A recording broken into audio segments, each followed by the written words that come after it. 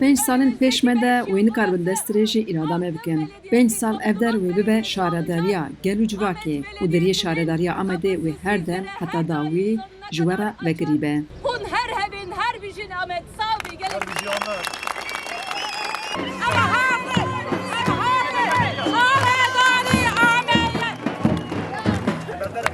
Aynen, aynen, aynen, aynen. Aynen. Kabul, koysa, kabul, koysa.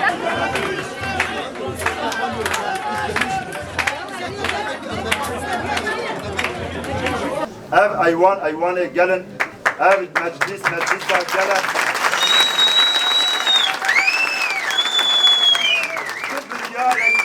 Tu biryarek menfaata gel nebe, ev ji vê meclisê dernekim. Hemû wan tiştê ku berpirsyarî bi evê din adana. Em wazîfa ji destê wan bizdînin bidin hevalê xwe, em dest bi xizmetê bikin ji an heva.